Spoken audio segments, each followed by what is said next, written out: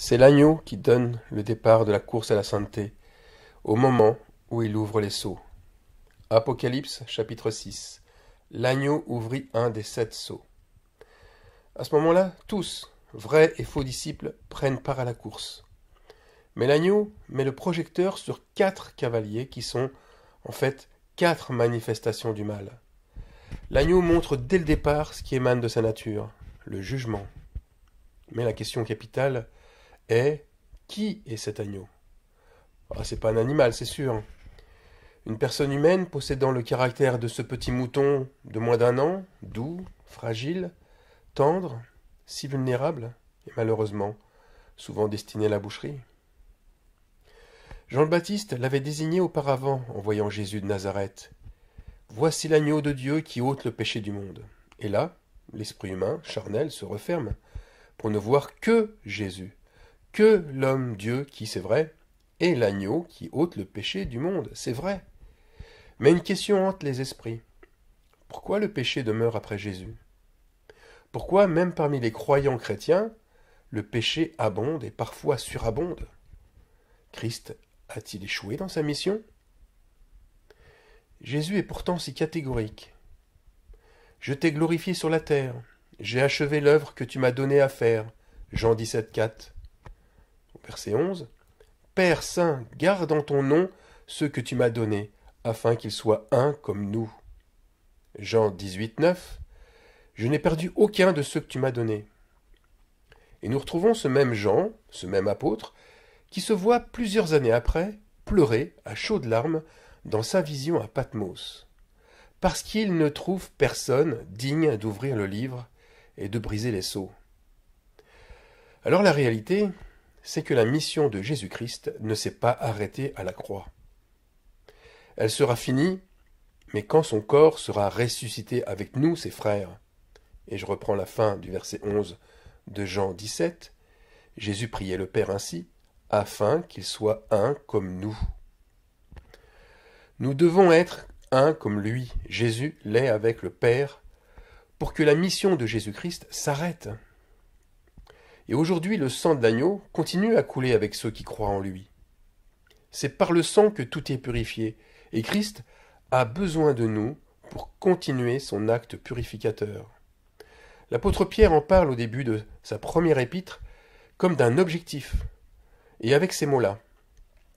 Pierre, apôtre de Jésus-Christ, à ceux qui sont étrangers et dispersés, et un petit peu plus loin, afin qu'ils deviennent obéissants et qu'ils participent à l'aspersion du sang de Jésus-Christ. Le sang de Jésus-Christ se voit dans les épreuves que nous traversons qui n'ont d'autre but que d'épurer notre foi, que de la rendre plus précieuse que l'or, et par une obéissance sans limite. C'est ce que Pierre dit plus loin au verset 7. Vous voyez, je ne nie pas la résurrection en disant que le sang de Christ continue de couler. Je lui redonne, au contraire, tout son sens originel. La résurrection du Fils de Dieu n'est pas vaine. Car grâce à sa résurrection, nous sommes aussi l'agneau qui ôte le péché du monde, non pas en prenant la place de Christ, attention. Ce n'est pas une imposture, mais parce que Christ a pris place en nous par le Saint-Esprit. Nous devons avoir cette conviction que le salut passe aussi par ceux qui ont le caractère de l'agneau.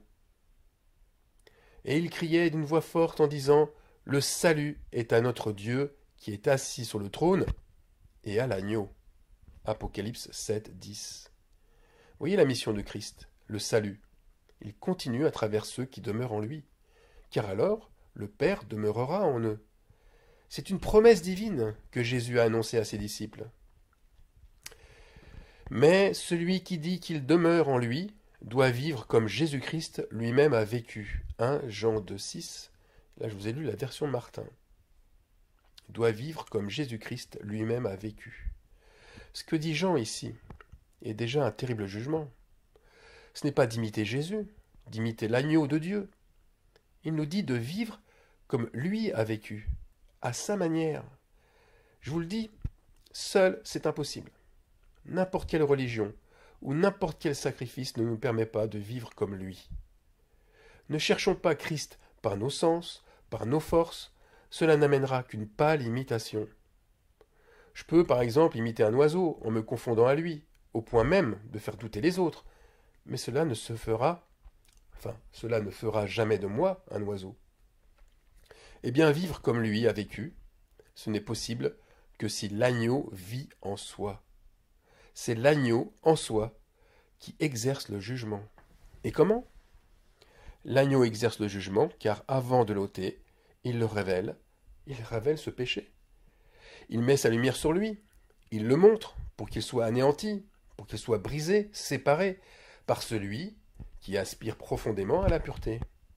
Et au contraire, la lumière de l'agneau, elle brûle, elle sépare, elle répudie celui qui aime le péché. Par conséquent, Christ a besoin de nous. Et nous, c'est qui? Nous, c'est chaque disciple d'exception. Celui qui a acquis le caractère de l'agneau mis à mort, l'agneau immolé. Et ce disciple ne se déclare pas lui-même comme vainqueur. Il n'acquiert pas son élection par une reconnaissance humaine ou par des actes. C'est Dieu qui l'élève lui-même dans cette fonction au temps convenable, par un temps choisi par lui et lui seul. Dans Actes 20-24, l'apôtre Paul affirme ne faire aucun cas de sa vie, comme si elle ne valait rien. Il n'aspire qu'à une seule chose, être un agneau mis à mort.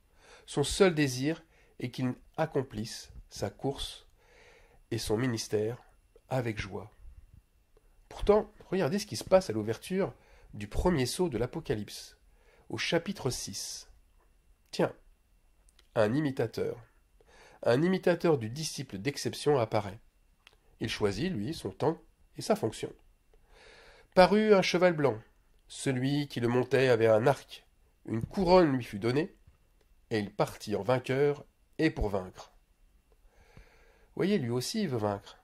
Lui aussi veut devenir ce disciple d'exception. Mais dès le départ, il est séduit par l'apparence de la sainteté. C'est le cheval blanc. Il prend les mauvaises armes. Plutôt qu'une épée flamboyante, il prend un arc. Alors, il ne vient pas séparer le bien du mal, il élimine.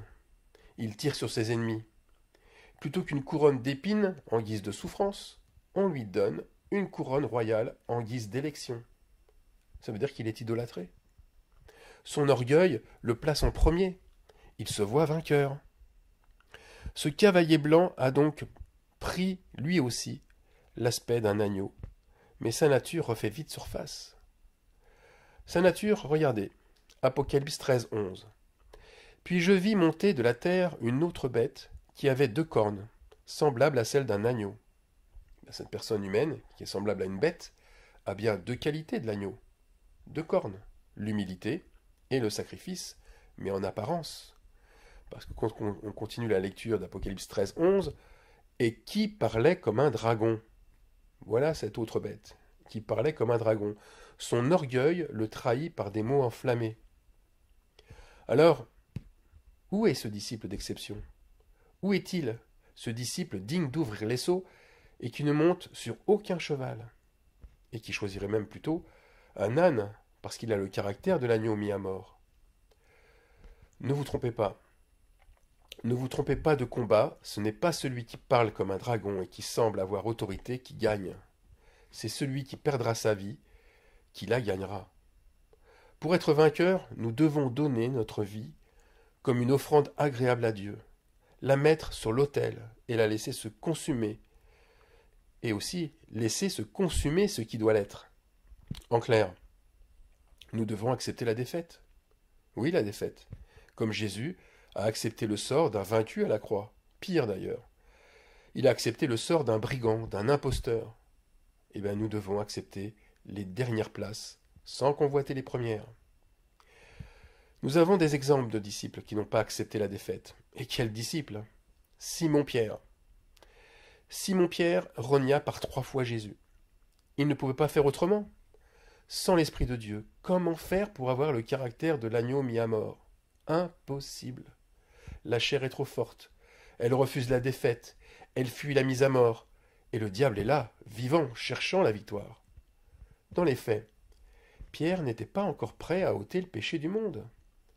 il avait encore besoin d'ôter le sien propre. Et il sera cet agneau, mais plus tard, beaucoup plus tard, après la résurrection de Jésus. Il devait, dans les faits, voir Jésus après qu'il soit monté au Père. Alors je vous lis un passage très important, Jean 16, 16. Encore un peu de temps, et vous ne me verrez plus. Et puis encore un peu de temps, et vous me verrez, parce que je vais au Père. C'est quoi voir Jésus? Le voir en chair et en os? Ou bien le voir en vision? Eh bien, c'est ni l'un ni l'autre. Jésus ne parlait pas de son premier retour, le 4e jour après sa crucifixion. Quand il dit encore un peu de temps, on ne sait pas encore de quel retour il parle. Mais, parce que je vais au Père, ah bien là, le brouillard se dissipe complètement. Ce retour, c'est voir Jésus en soi, parce qu'il est monté au Père. Sans cette élévation au Père, j'affirme que l'agneau de Dieu n'aurait jamais, jamais terminé sa mission. Il n'aurait jamais pu vivre dans ses disciples et faire un avec eux pour finir d'ôter le péché du monde. Alors pour résumer, si nous ne vivons pas comme lui, comme Jésus a vécu, en agneau mis à mort, si nous ne vivons pas la défaite sur cette terre, eh bien nous ne vivrons pas la victoire. Donc nous perdons la course aux yeux des autres croyants, mais eux, en gagnant, ils perdent, ils se perdent.